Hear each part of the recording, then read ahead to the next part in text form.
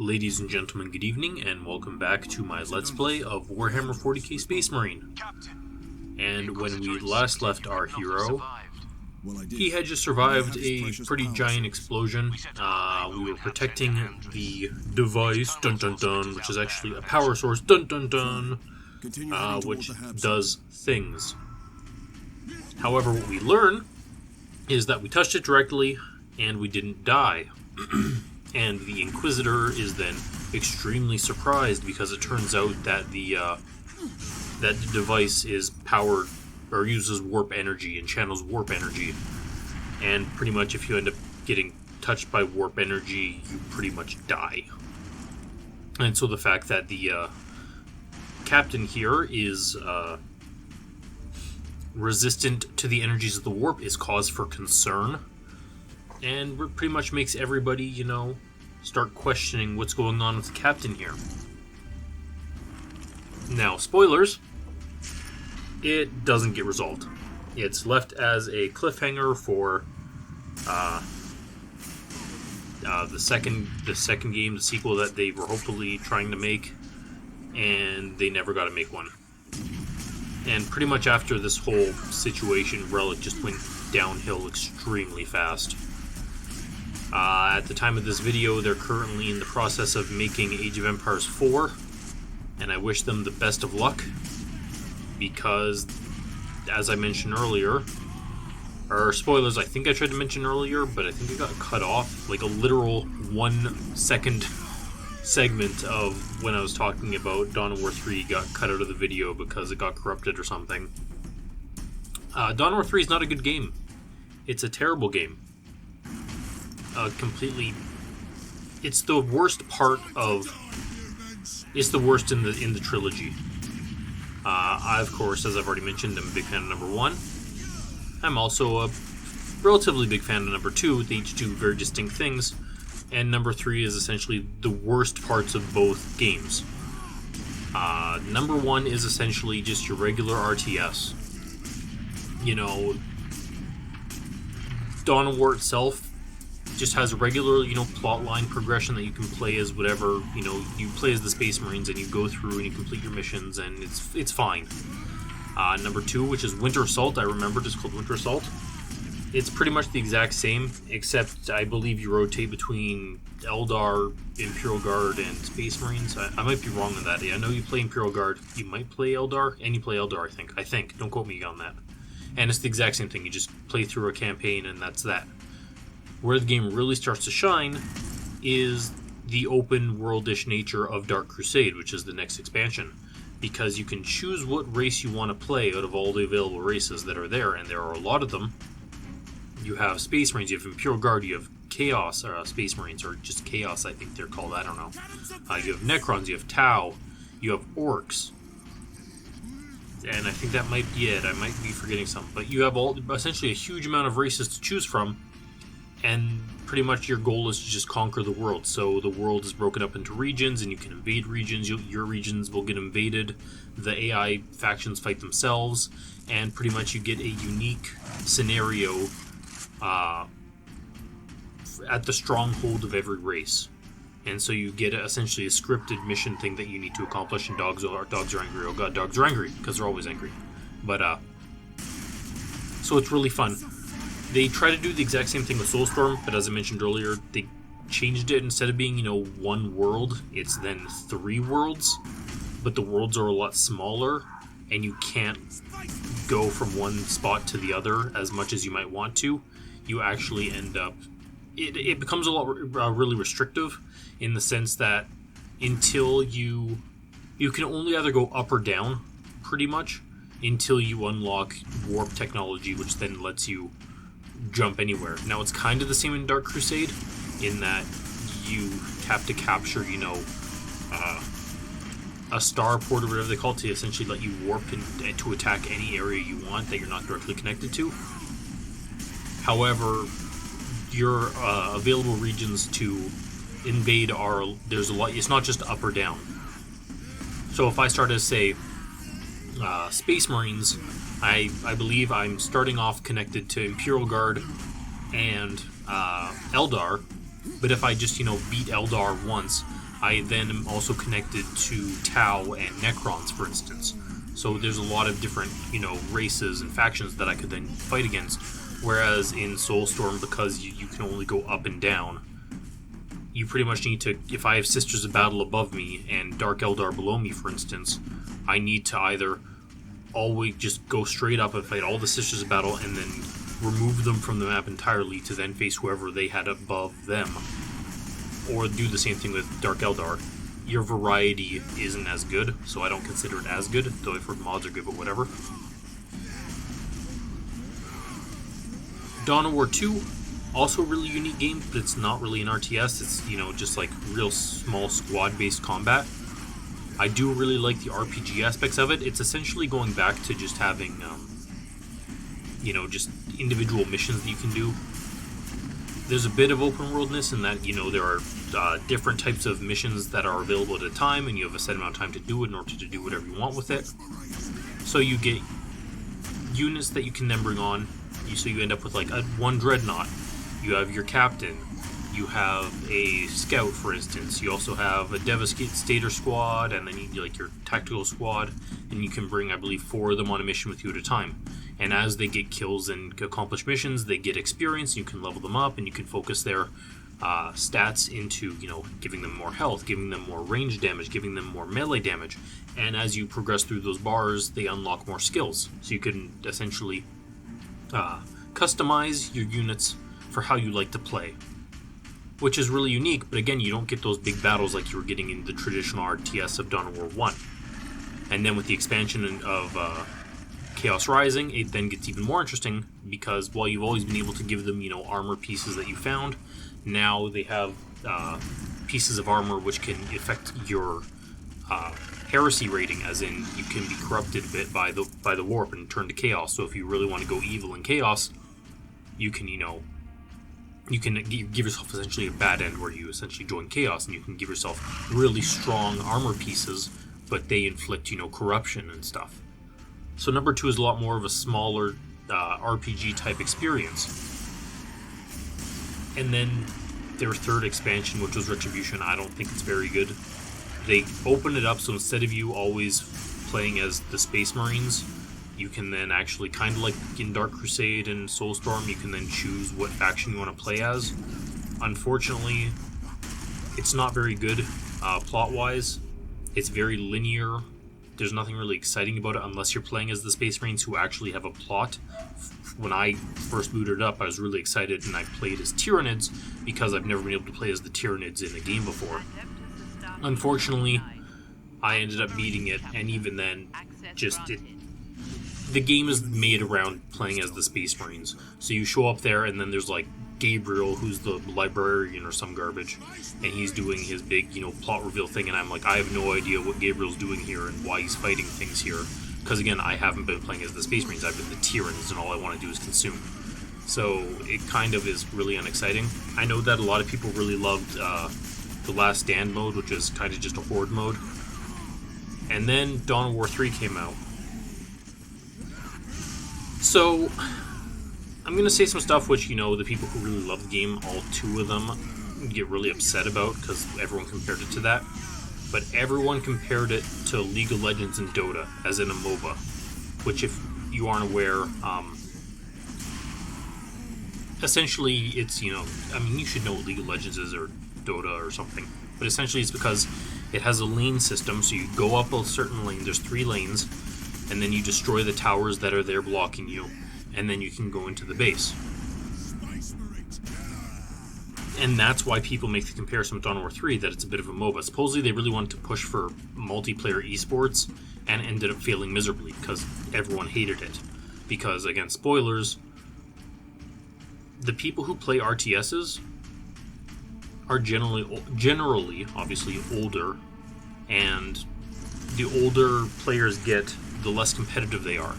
Which is one of the reasons why, I will watch really good RTS players, with their amazing micro and everything, and watching, someone amazing play, Age of Empires 2, for instance, is really fun to watch, but it's never something that I'd want to do, because I don't care about learning build orders and maximizing micro. I just really like building up my base, sitting behind my walls, building up a giant army, and then moving my army out to crush everything, because it's fun for me, and I find it relaxing. I don't want to constantly have to maneuver my mouse and minimap everywhere. And generally, that,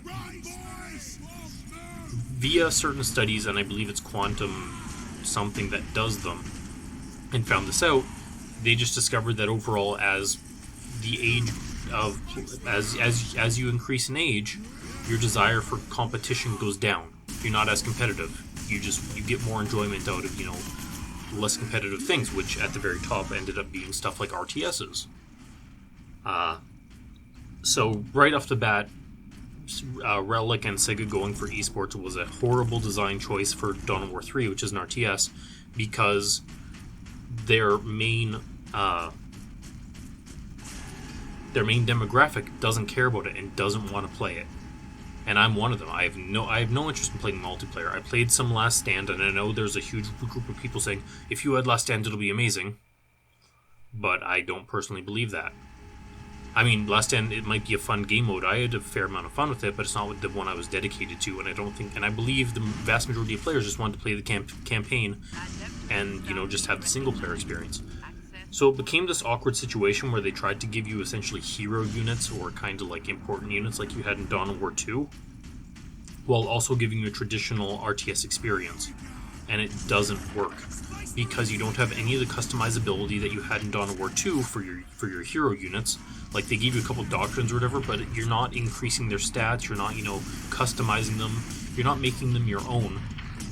So it's just, which hero do you want to have to be able to come in and do stuff? And the answer is generally always going to be, I want the one which is a giant, walking tank. And then you don't get as much fun as you'd get from an RTS, because the base building is lackluster and terrible. I'm gonna give a spoiler, but I'm friends with someone who actually worked on Dawn of War 3, and so I got put into the beta for it. And when I was really excited for the beta, and I was like, oh man, can I play the single player yada yada? And I was told no, because what they wanted was to test out the multiplayer and all that.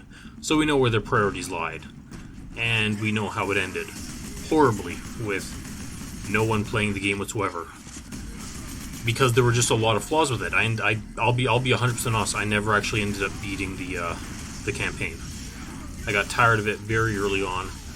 I didn't like the fact that they ended up swapping you from Space Marine to Orc to, I believe, Eldar, and then the entire campaign just moved that way. To be fair, I believe that is also the way the campaign of Winter Assault, Dawn of War 1 Winter Assault, ended up working. But that doesn't mean that because they did it earlier, it's better. There are a lot of other issues which, you're just not prepared for, or things that, should have been dealt with better. The biggest issue is, in Dawn of War 1, you get this, and in regular RTSs, you end up in a lot of situations where, you want to click and drag to then grab a bunch of units.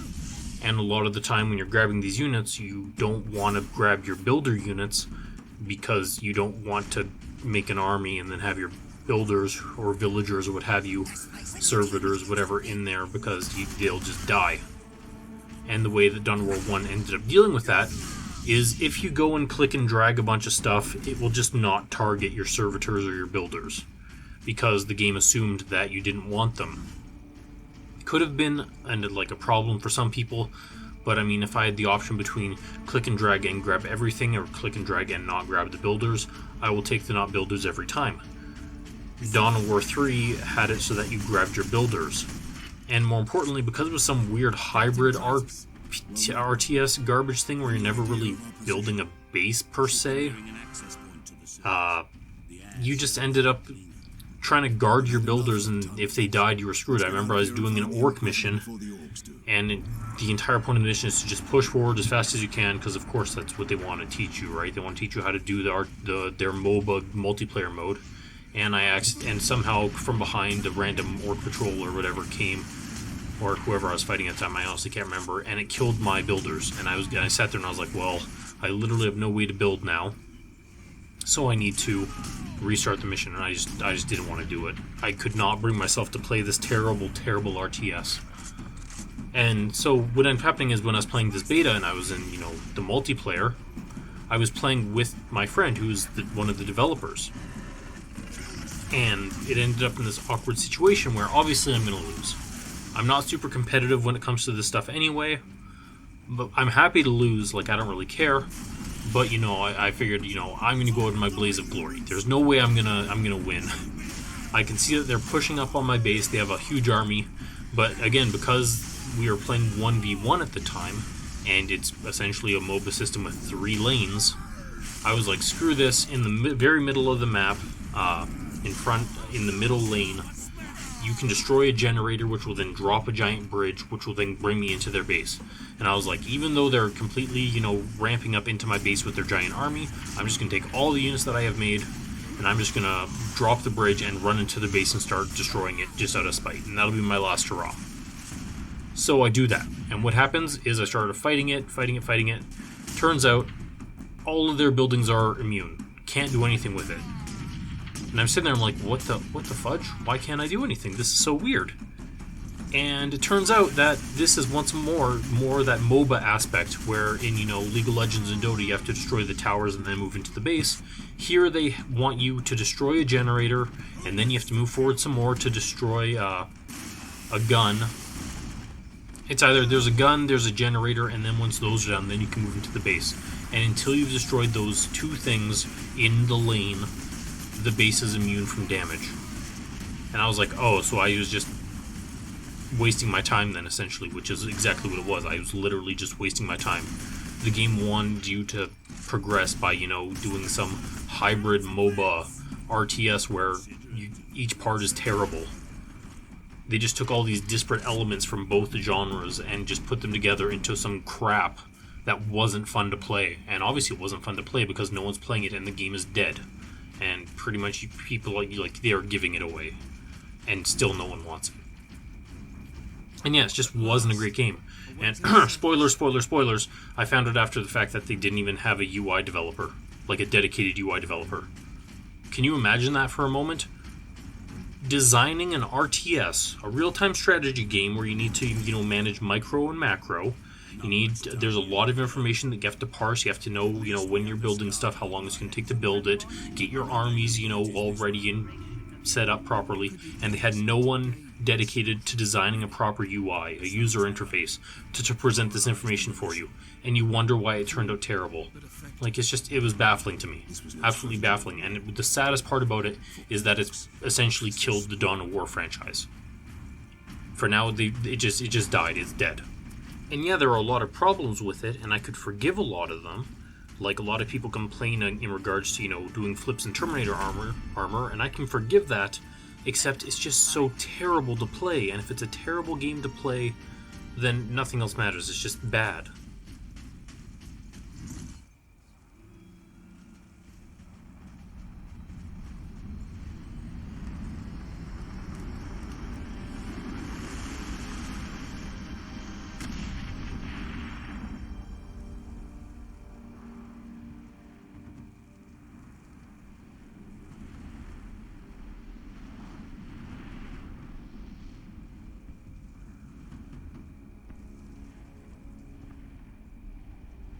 Millions more of them.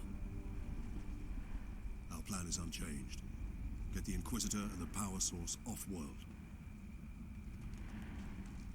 Now, I know I'm being really negative, and I hope you'll forgive me, but I'm negative because I really cared about this franchise and I really enjoyed the Dawn of War games.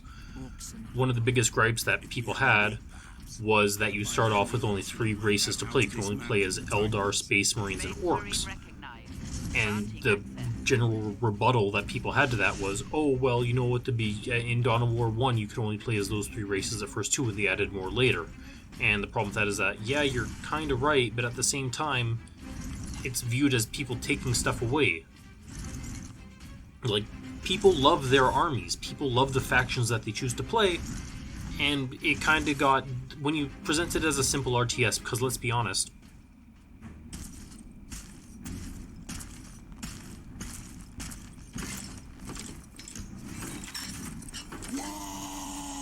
let's be honest here. Ork rocket launchers on the high ground. Dawn of War 2 is not an RTS. It doesn't play like one. It's more like more of a hybrid RPG, like small team tactic type game. Also, oh my gosh, these rocket orcs are extremely dangerous, and they just destroyed me. But the thing is that when you're designing this and you're coming out for, again, the RTS crowd, who are, used to just having, a lot of unique races or factions, even if they are kind of samey. For example, Age of Empires 2 had a lot of factions which, look the same, or a lot of nations that look the same, and because they're all humans. And yeah, it does take a lot more effort to put in a lot more races, but people are coming into this, with the expectation of something like Dawn of War Dark Crusade. And so people saw this and they're like, well, we only have 3 races, the campaign's kind of crap, the gameplay loop is kind of crap, you're just clearly trying to push this crappy multiplayer format, and it ends up failing miserably. Now, they do end up teasing, I believe, Necrons at the end of it, which, spoilers, I guess, I don't know, I vaguely remember that. Again, I never beat the campaign because it's boring and horrible, but I think the plan was Necrons, and all of that stuff has been shunted into the garbage bin. The game's not being worked on anymore. The team is pretty much destroyed, and everyone's moved on to Age of Empires 4. Now,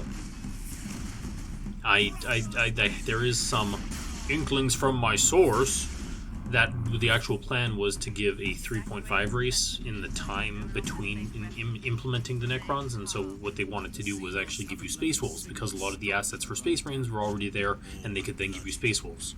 And so that was going to be the 3.5 race to give you in between, but again, because sales were terrible, the game wasn't received well, it just kind of all fell through. And it's just really unfortunate, because what people need to understand, especially if you're dealing with an RTS in general, is that diversity is super important. Yeah, people are going to talk about balance issues and all that, but if I have the choice between a game that gives me 3 well-balanced races, like, for example, StarCraft or StarCraft 2, or a game like, I don't know, Age of Empires 2 or Dawn of War that gives me, 10, 20, 30 races, I'll take the other ones every single time, mostly because I love the diversity. I'm one of those terrible players who, when, I'm playing my matches, I will just spam the unique unit in Age of Empires 2. Like, if I'm playing Chinese, I'm only going to be shooting out Shukonus. Or, if I'm the Vikings, I'm only making Berserkers, or Celts, the Woad Raiders. Because I like that unique aspect. And the thing that was great in regards to Dawn of War is that each faction is incredibly unique. And so regardless of which one you're playing, it's a lot of fun. If you're playing the Necrons, you're making your inexorable army of metallic warriors who walk forward and, create death and deep striking guys in. If you're doing Space Marines, you have your tactical squads, you can give them heavy bolters or plasma cannons, and you can, if you want, you can go and make, dreadnoughts and all that good stuff. If you're Imperial Guard, well, if you want to focus Ogrins, well, then go for it. If you want to just use, swarming tactics with Commissars, go for it. And if you want to, do Tau, well, they have 2 aspects there. You can do the regular Tau Raiders, or you can even focus on Kroot. And you can bring in, your high-tech spaceships, or you can go, you're the tribalistic Kroot who are, cannibals running around with their giant, armies, and Orks, are kind of, focused on one thing only, but they can end up with their giant squiggiths, which will run forward and create doom and destruction. So every single thing that's great about the Warhammer 40k universe could have been brought to the fore. And the problem is, and I'm going to say this outright, I do not think when you're dealing with RTSs that you should be focusing on multiplayer. Because, I'm going to be brutally honest here, multiplayer is the vast minority of your format. Most people just want to play single player, so if there's something that's completely broken and busted, who cares? Leave it in. It doesn't matter. Who cares if your multiplayer, format that isn't, super popular? If one race, and you have 20 of them, one race is honestly such a big problem, then you can just ban them from whatever tournament you want. It doesn't all have to be balanced, rock, paper, scissors all the time. Like, I'm glad that StarCraft 2 goes above and beyond trying to keep their multiplayer, esport going. I'm not going to say stop it, but when you're trying to do something like what existed with Dawn of War, the first one in the RTS, That's where its strength lies, is in the diversity of the races. And yeah, there's a bunch of imbalances. For instance, Necrons were ridiculous. You could literally make a maximum army and march them out and have them all die, and then you could make a second army which maxes out your population, walk them all forward, use your Necron Lord's Resurrection Orb, and resurrect that entire first army so that you could essentially double your population cap. It was broken, but it was fun, and it didn't matter because most people are playing it just in single player. And that's what I wanted from Dawn of War 3.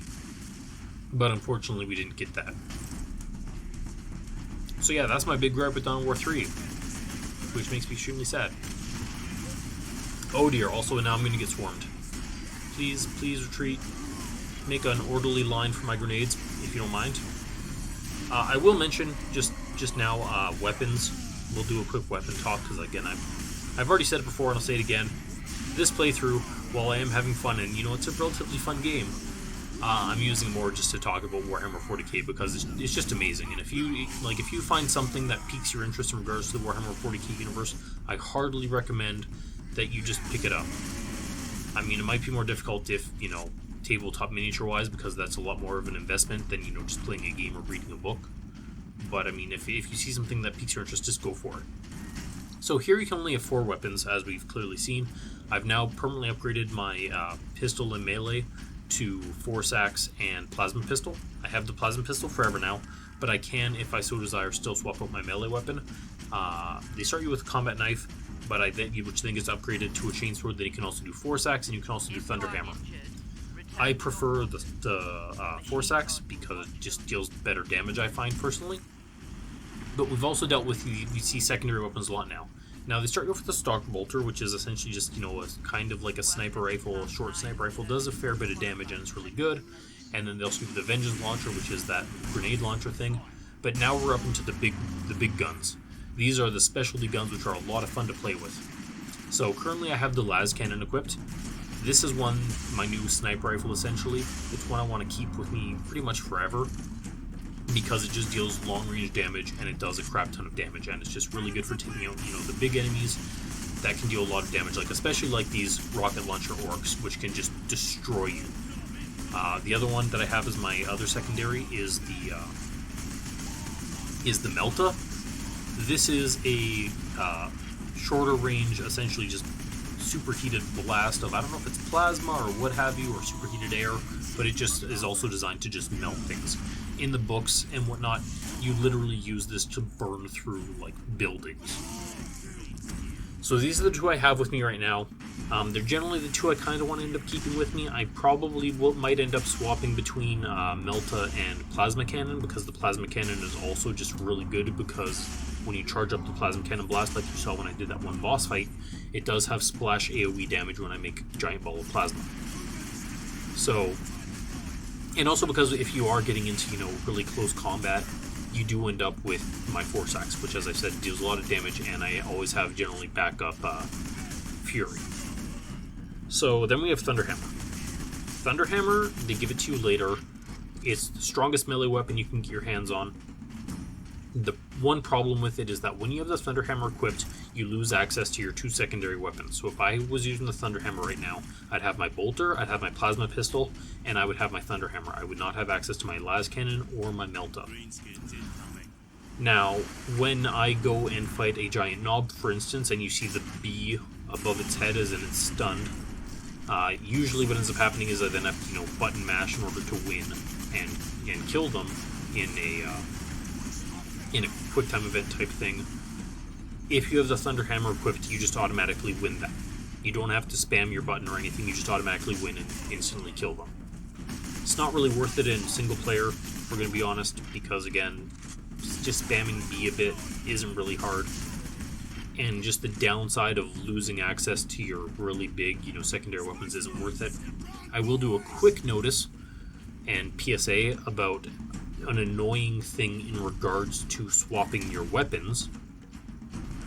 So it generally defaults to the one weapon that you have. So if I walk up to say a Vengeance Launcher right now with my Las Cannon equipped, and I want to swap them. So I press the button and swap them, and then I swap to say my Melta, and I want to swap my Melta for the las cannon that I just dropped, it will then say swap las cannon for vengeance launcher, even though I have the melta equipped. What I literally have to do is I have to move my character away so that the pop-up leaves, and then swivel it back, and then it will ask me, do I want to swap the las cannon with the melta in my hands? Which is kind of annoying, because you can then accidentally lose a weapon. Just a small thing. I think it's a bit important, but yeah, it's a bit annoying. And since we were talking about Dawn of War earlier, and factions and races, here's a great thing about Warhammer 40k. So, it doesn't really have a multiplayer anymore. Again, it wasn't, the biggest hit. Most people who played it wanted to play the single player, because obviously.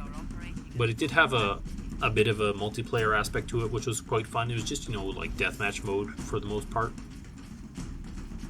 And it still exists now. If you go on the Steam discussions page, you can see people asking about it.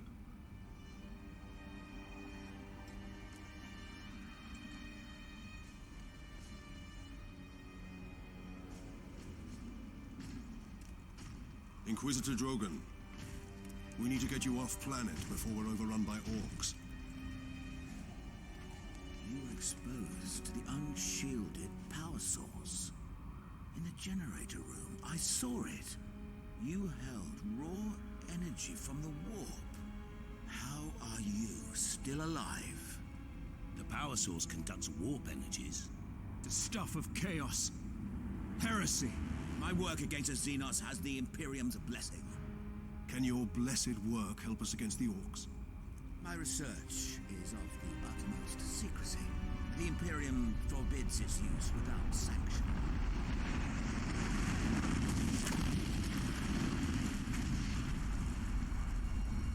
Consider that your Imperial sanction. Very well. The power source fuels an experimental weapon at my research facility. The Psychic Scourge. It could destroy the Orks.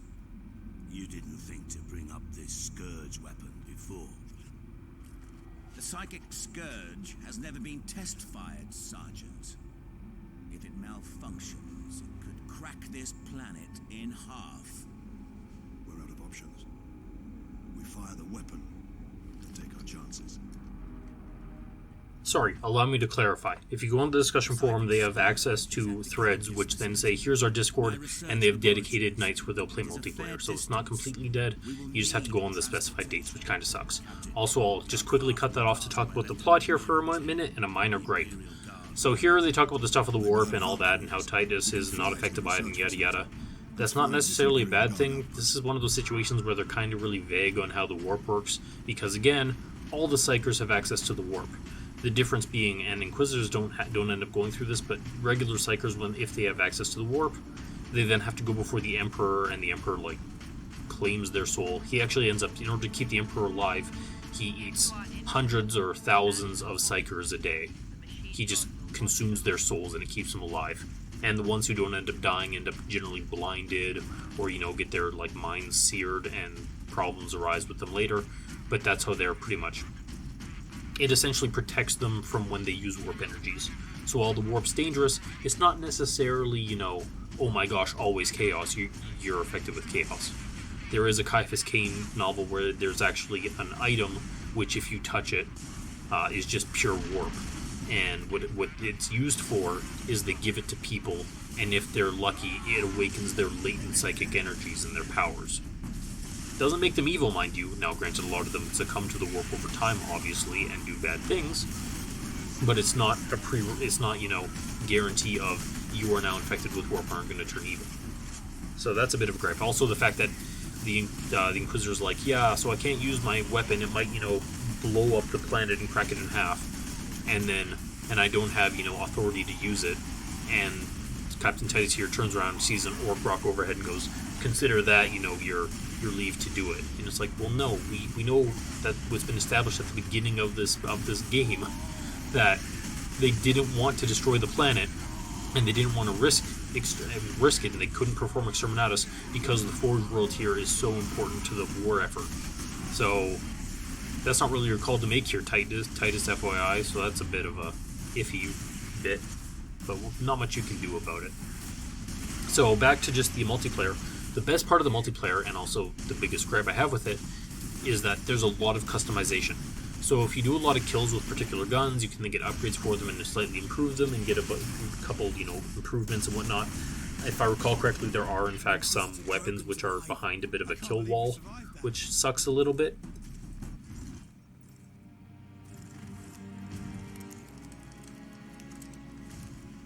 Inquisitor, your wound is slowing us down. I can manage. Brothers, take him to the Valkyries. I will draw the Orks off and meet you there. Give the power source to the sergeant then, Captain. No, Drogo. The Orc chieftain wanted the power source. When his Orcs see I possess it, not you, they will follow me. Move out. But the best part about it is that when you pick your unit, because you get one obviously depending which side you're on, because it's Chaos Space Marines versus Space Marines, you can pick which chapter or legion, or I'll just call them faction, what faction you want to be, because why wouldn't you be able to? It's essentially just a color palette swap, and I'm super glad that the developers here, Relic, gave you the option to choose which faction you want to be a part of. So for me, for instance, if I'm being Chaos Space Marines, I want to be the Night Lords because I absolutely love the Night Lords. I think they're the best, even though they, in lore terms, they kind of suck and are the worst. But it's not their fault, is what I'm telling you. Also, here I get the Thunderhammer for the first time. But then the biggest downside, and it's a downside because the population on multiplayer servers is not next to nothing nowadays, is that you cannot customize your character until you reach level 4. And I don't know how long it will take to reach level 4 because, again, I don't play the multiplayer anymore. And when I got my Steam copy of it, the game was pretty much dead. So I'm still at level 0, so I can't customize it. There's also a lot of ways for you to get unlocks for armor, which is really exciting. You actually get some armor unlocks for beating the campaign itself. And you get the others by completing, random tasks. You can get different types of armor because, as we all know, obviously there's been a lot of different types of armor throughout, 40k. And, you have the Mark IV, the Mark V, or whatever. You have, and they're all unique styles. And it's great that they give you that option for customizability, because why wouldn't you? One of the great things about Warhammer 40k is that you can customize your armies however you want. It's great. If you really like, the rivet shoulder pads, go for rivet shoulder pads. Who's going to stop you? If you really want spiky armor, go for spiky armor. Why not? So the fact that they give you all these abilities to do that is amazing. The only downside is that nowadays it's kind of impossible to earn any of them because the multiplayer population is pretty much dead. But yeah, so here is our first big fight with Weird Boys. The Orc Shamans. Essentially, he's going to keep spawning in mobs, kind of like when we were trying to get the item, the power source to begin with. So our goal right here is to run around, find him, and beat the bejesus out of him. And because we have a jump thruster here, the best way to do that is, once again, just ground pound. It gives you great AoE, pretty much just ruins the world. I'm not doing it there. Also, I was really close. I almost got the grab on him to one shot him there. Or sorry, one cycle him. And yeah, it was great. But just running around and ground pounding is amazing. So right now we're just running around trying to find the freaking shaman. We don't know where he went. He's gone somewhere. Our biggest threat is, these rockets coming in to kill us. But that's okay. So if we can just find the shaman wherever he is, it will then unlock, the map for us and let us continue on. So we're stuck in this arena for now. And obviously just stunning and just death blowing all these guys is great. Also, you'll notice right there that the game gave me a little heads up of where he ended up. We're just going to stab him through the chest and goodbye. I will also say that what's really nice about 40k, or the Space Marine in general, is once the spawner is dead, so once the Orc Shaman is dead, any leftover Orcs in the arena will slowly have their head explode. Because the assumption being that the way Orcs end up working is that they can subconsciously use psychic energy and kind of channel the warp. So that's why they are so dangerous, because when they all get together into a giant wah, they just accumulate, psychic energy, which then lets them move on and be amazing together. So the assumption being that once you've killed, the one that's channeling this great warp energy, which is the Orc Shaman, all the remainder can't handle the overload and just die. Also, here's pretty much the first audio log that we're ever going to find. I apologize for this. You're not going to get very many of them. For some reason, the game has made it so that in subsequent playthroughs, they're not there ever again. So once you found them once, you found them forever. You can never find them in-game again. So, because I'd already played through this game once before, you aren't going to... Any of them I find are ones that I've missed in my first playthrough through. And unfortunately for me, I found roughly like 40 of the 48 the first time through. So, they're really interesting. They all generally give, small little tidbits of information or small little stories. One of them is about just a father who lives, or a family that lives on the planet who are trying to escape the orcs, and slowly as they move through, members of their family are dying. One of them is about an infirmary that's trying to treat wounded soldiers as they slowly run out of medication, as they slowly run out of room, and finally as the orcs are now essentially banging at their door. And then, there's just a whole bunch of little anecdotes and stories, which I think are really great flavor for the game itself, especially when we're running around here being invincible as a Space Marine. Also, since I mentioned it, if you have a desire to read, Chaos Space Marine stuff, like I mentioned in my book review of 40k things, The Night Lords by Aaron Dembski-Bowden is amazing. I think it's really great. The Night Lords as a Chaos Legion are extremely unique in that they do not really deal with Chaos. Because the downside with Chaos when you're reading is like, oh yeah, they're all going to be evil, they're all going to sacrifice people to, Chaos. They're just going to lead them, and there's going to be mutations, and just be evil, har har har.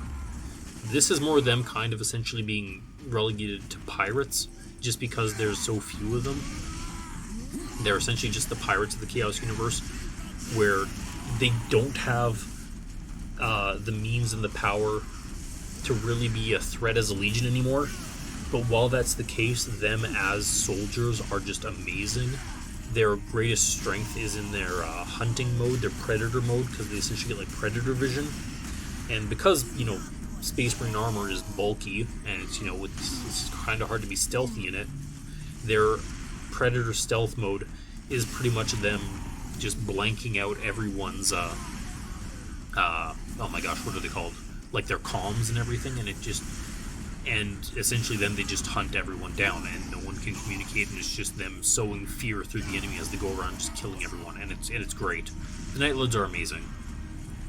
And also tragic, because their story of how they ended up falling to Chaos is quite sad. Because they're just their Primarch, if I recall correctly, the planet that he got put onto, he essentially ended up trying to just cleanse it from all the criminals. We just ran through and killed everyone he deemed evil, and it kind of turned out okay and fine. But then he left to go, travel with the Emperor, and when he came back, he discovered that it kind of gone back to being evil, and people were just committing murder and all these crimes, and he was like, well, you guys are the worst. So he cleansed it. He just killed the planet and cleansed it all. And he kind of also ended up turning against his own chapter, because they were still raising Space Marines for his legion from the planet he came from. All initial legions come from that spot. So over time, this new soldiers and recruits that he was getting were more and more criminals, more and more ruthless and evil.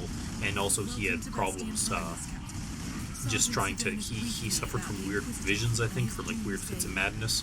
And it ended up with him getting assassinated, and it was just... It's pretty tragic all around. So what literally ends up happening is that the Space Marine, or the Chaos Space Marine you end up following in the Night Lords trilogy, his gene seed is afflicted with the curse of the Primarch, so he can see, the future.